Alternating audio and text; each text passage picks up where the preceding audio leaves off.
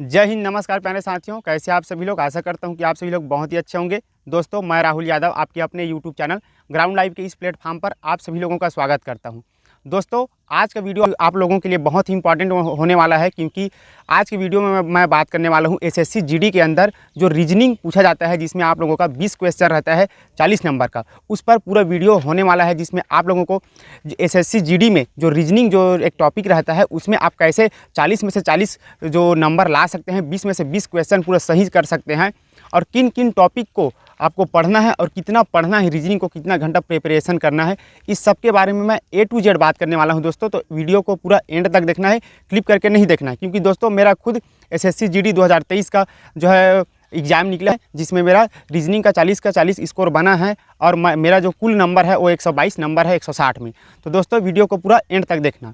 तो दोस्तों, जैसा कि आप सब लोग जानते हैं कि भाई एसएससी जीडी में 20 क्वेश्चन आप लोगों का हिंदी का रहता है, 20 क्वेश्चन आप लोगों का रीजनिंग रहता है, 20 क्वेश्चन मैथ्स का, और 20 क्वेश्चन आप लोगों का जीके जीएस का रहता है दोस्तों। जिसमें आपका सबसे अच्छा सरल माध्यम जो रहता है वो रीजनिंग और हिंदी रहता है दोस्तों। इसमें आप पूरा 20 में से 20 क्वेश्चन भी सही करके 40 में भी 40 नंबर इसमें ला सकते हैं। तो दोस्तों, रीजनिंग का मैं बात करने वाला हूँ कि भाई कैसे किन किन टॉपिक को इसको पढ़ना है, कितना इसमें प्रिपरेशन करना है, और किस बुक से पढ़ना है दोस्तों, इसको भी मैं बताऊंगा। तो दोस्तों, एसएससी जीडी के रीजनिंग में सबसे ज़्यादा पूछने जाने वाला प्रश्न है लुप्त पद ज्ञात करना, मिसिंग वर्ड। दोस्तों, आप सब लोग जानते हैं, ये चाहे एसएससी जीडी हो, चाहे अग्निवीर हो, चाहे कोई भी प्रकार का रेलवे जॉब हो, एसएससी सीजीएल तक का दोस्तों लुप्त पद ज्ञात करना मिसिंग वर्ड में क्वेश्चन पूछा जाता है, जिसमें आप लोगों का 3 से 4 वर्ड दे देगा, और जिसका कुछ आपसी संबंध रहेगा। प्लस किसी में 3 होगा, किसी में -3 होगा, किसी किसी पद में जो गुणा होगा, इस प्रकार का प्रश्न बनेगा, और अगला पद आप लोगों से पूछ दिया जाएगा।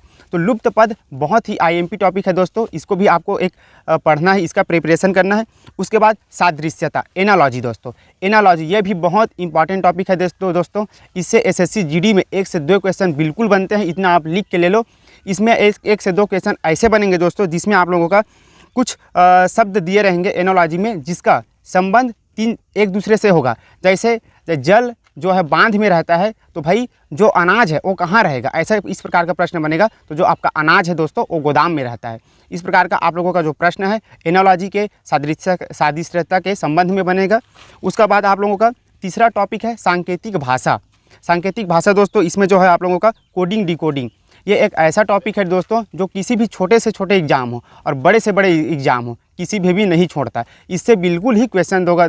इसके बाद दोस्तों आप लोगों का रक्त संबंध, ब्लड रिलेशन है दोस्तों। ब्लड रिलेशन से आप जानते हैं कि भाई ये अगर आप प्रिपरेशन करते हैं तो आप लोगों को बहुत ही सरल लगेगा, लेकिन इसमें कई बार जो एसएससी जो एग्ज़ाम लेता है हल्का से उसको घुमा देता है, जिससे आप लोग जो है भ्रम में पड़ जाते हैं। तो जो आप लोगों का ब्लड रिलेशन है, इसमें जो है आप लोगों का ऐसा क्वेश्चन बनेगा कि भाई आपके पिता की पत्नी का जो पिता है वो आपका क्या लगेगा, इस प्रकार का प्रश्न बन सकता है। तो इस प्रकार का आप लोगों को जो है प्रश्न का प्रिपरेशन करना है, और सबसे ज़्यादा आप लोगों को ब्लड रिलेशन पर ध्यान देना है दोस्तों। उसके बाद अगला टॉपिक है हम लोगों का रैंकिंग।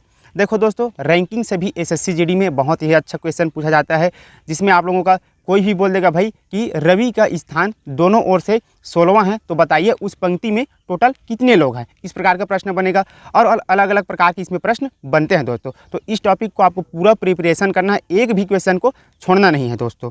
उसका बाद जो हमारा अगला जो टॉपिक है वो दिशा ज्ञान परीक्षण है, जिसमें आप लोगों का दिशा दोस्तों, इसमें किस प्रकार का क्वेश्चन बनता है। इसमें ऐसा क्वेश्चन बनेगा कि भाई जो आपका घर, आप अपने घर से निकले और स्कूल की ओर गए, स्कूल में पहुंच गए, उसके बाद जो एसएससी है वो पूछता है कि भाई आपके स्कूल से आपका घर किस दिशा में है। इस प्रकार का इसमें दिशा ज्ञान परीक्षण में क्वेश्चन बनने वाला है। तो इससे भी 1 से 2 क्वेश्चन आप लोगों को देखने को मिलेगा दोस्तों। तो इस टॉपिक को भी पढ़ना है। उसके बाद दोस्तों हम अगले टॉपिक की बात करेंगे, जिसमें अगला टॉपिक है न्याय निगमन। न्याय निगमन दोस्तों, देखो दोस्तों, ये तो देखने पर बहुत ही कठिन लगता है, लेकिन होता नहीं है। अगर आप इसका अच्छे से पढ़ाई करेंगे, अच्छे से रिवीजन करेंगे, तो भी कोई भी प्रकार का ये कठिन नहीं है। इसमें न्याय निगमन में कैसा क्वेश्चन बनता है कि भाई पूछ देगा कि भाई कुछ गाय बकरी हैं, और क्या सभी गाय बकरी हैं। उसके बाद जो निष्कर्ष रहता है उसके अनुसार आपको टिक लगाना रहता है। जैसा आप लोगों को सही लगेगा सही में टिक लगाना है, गलत लगेगा तो गलत में टिक लगाना है। ये न्याय निगमन हो गया है दोस्तों। उसके बाद आप लोगों का जो अगला टॉपिक है वो है बैठने की व्यवस्था। दोस्तों, बैठने की व्यवस्था, इसमें भी बहुत ही अच्छा क्वेश्चन पूछा जा रहा है एसएससी जीडी के अंदर, क्योंकि दोस्तों इसमें जो है भ्रम में पड़ जाते हैं। जब क्वेश्चन को देखते हैं कि भाई कौन किस दिशा में बैठा है, किसी को तो खुद दिशा ज्ञान नहीं होता दोस्तों, तो सबसे पहले आप लोगों को जो बैठने की व्यवस्था है उसमें दिशा ज्ञान परीक्षण होना बहुत ज़रूरी है कि भाई कौन सा उत्तर दिशा है, कौन सा दक्षिण दिशा है, इस सब चीज़ का ज्ञान होना बहुत ज़रूरी है। इसमें किस प्रकार का क्वेश्चन बनेगा दोस्तों, प्रश्न कह देगा कि भाई एक गोलाकार टेबल में 4 लोग बैठे हैं और सभी एक दूसरे के विपरीत बैठे हैं। तो भाई बताइए कि भाई कोई भी नाम ले दे देगा XYZ का जो है मुख किस ओर है, इस प्रकार का आप लोगों का क्वेश्चन बनेगा। उसके बाद अगला प्रश्न है आप लोगों का कैलेंडर। देखो दोस्तों, कैलेंडर जो हमारे आम जीवन पर हम प्रयोग करते हैं, लेकिन क्या ये भी हम जानते हैं कि भाई उससे भी क्वेश्चन बनता है? तो बिल्कुल हाँ दोस्तों, कैलेंडर से भी क्वेश्चन बनता है SSC GD के अंदर, जिसके अंतर्गत इसमें प्रश्न पूछ देगा कि भाई जनवरी 2023 को बुधवार था, तो भाई दिसंबर 2023 का जो आखिरी दिन है वो कौन सा दिन रहेगा, इस प्रकार का आप लोगों का क्वेश्चन बनेगा। उसके बाद दोस्तों आप लोगों का जल प्रतिबिंब। जल प्रतिबिंब में दोस्तों बहुत से जो भाई लोग हैं वो गलत कर देते हैं, क्योंकि भाई उनको बनाना आता नहीं है। तो दोस्तों जल प्रतिबिंब को कैसा बनाना है मैं बताता हूँ कि भाई सबसे पहले आपको एक कागज़ लेना है, उसमें सीधा लिखना है। सीधा लिखने के बाद उसको उल्टा करना है, पलटाना है। पलटाने के बाद उसका जो सिर है उसको पैर की तरफ और पैर को सिर की तरफ करके देखना है, जिससे हमारा जल प्रतिबिंब बन जाएगा। उसके बाद दोस्तों जल प्रतिबिंब के बाद हमारा दर्पण प्रतिबिंब एक टॉपिक है। दर्पण प्रतिबिंब से भी बहुत से क्वेश्चन पूछे जाते हैं दोस्तों। तो दर्पण प्रतिबिंब में कैसे करना है आप लोगों को, पहले सीधे कागज़ में लिखना है, फिर उसको उल्टा करके देखना है। ये हमारा दर्पण प्रतिबिंब है, जिसका आंसर हमारा आ जाएगा जब उल्टा करके उसको देखेंगे तो। इसके बाद दोस्तों दर्पण प्रतिबिंब के बाद पासा डाइस। दोस्तों इससे भी बहुत क्वेश्चन अब पूछा जा रहा है पासा डाइस से दोस्तों, तो इसको भी आप लोगों को प्रॉपर अपने प्रिपरेशन में रखना है, क्योंकि आप जानते हैं पासा में 6 फलक होता है दोस्तों, और सभी जो है एक फलक एक दूसरे के विपरीत होते हैं।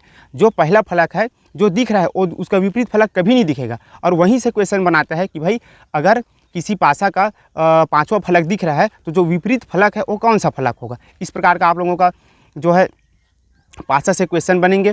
और लास्ट में आपका एक टॉपिक और है दोस्तों, जिसको अगर समय मिले तो ज़रूर देखना, जिसमें है आप लोगों का कागज़ से आकृति बनाना, कागज़ को मोड़कर आकृति बनाना। इससे भी बहुत क्वेश्चन अब धीरे धीरे पूछे जा रहे हैं। SSC GD के अंदर एक नए टॉपिक को शामिल कर रहे हैं। तो दोस्तों ये पूरा टॉपिक था SSC GD के अंदर। अगर दोस्तों इन सब टॉपिकों को आप प्रॉपर प्रिपरेशन कर लेते हैं तो आप लोगों का 100% चांस है दोस्तों कि आप लोगों का पूरा अगर आप समय देंगे तो SSC GD में 20 में 20 क्वेश्चन ठोक के आ सकते हैं, पूरा 40 में 40 नंबर आप ला सकते हैं। क्योंकि दोस्तों मैं केवल यही जो टॉपिक है उसी को कवर करके पूरे 40 से 40 नंबर करके आया हूँ 2023 के एग्ज़ाम में। तो दोस्तों आप लोगों को भ्रमित नहीं रहना है कि भाई कौन से टॉपिक को पढ़ें, कौन से किसको छोड़ें। बस मैं जो अभी बताया हूँ उन टॉपिक को पढ़ लीजिए। आपका SSC GD में जो रीजनिंग टॉपिक है उससे बिल्कुल आपका 40 नंबर बनेगा। तो दोस्तों ये तो आपको जानकारी हो गई रीजनिंग की। अब रीजनिंग को कितना घंटा पढ़ना है दोस्तों, तो दोस्तों आप लोगों को रोज़ कम से कम रीजनिंग को 1 से 1.5 घंटे का समय देना है। रोज़ एक नया टॉपिक लेना है और उसको जो है टाइमिंग के हिसाब से पूरा करना है। तो एक 1.5 घंटा दिन में प्रतिदिन पढ़ना है दोस्तों। उसके बाद दोस्तों मैं बात कर लेता हूँ कि भाई जो मैं टॉपिक बताया हूँ अभी वो किस पुस्तक में मिलेगा। तो दोस्तों एक दीपक कुमार का रीजनिंग पुस्तक है, वर्बल एंड नॉन वर्बल करके, उसका मैं लिंक डिस्क्रिप्शन में दे दूंगा दोस्तों, वहाँ से आप उसको खरीद सकते हैं। ये एक ऐसा रीजनिंग का पुस्तक है दीपक कुमार जी का जो ऑल इंडिया में सबसे फेमस है। अगर इसको आप पूरा पढ़ लिए तो आपको SSC CGL, railway, SSC GD, Agniveer हर एक चीज़ में काम देगा। तो प्यारे साथियों ये जो रीजनिंग की जो जानकारी है वो आप सभी लोगों को कैसी लगी कमेंट बॉक्स में कमेंट करके ज़रूर बताना। और साथ ही साथ दोस्तों ऐसे ही SSC GD की प्रिपरेशन की जो तैयारी है उसको मजबूत करने के लिए हमारे YouTube चैनल ग्राउंड लाइव के साथ जुड़े रहना। तो दोस्तों मिलेंगे अपने अगले वीडियो में। आज के लिए बस इतना ही, एक नई जानकारी लेकर। जय हिंद, जय भारत।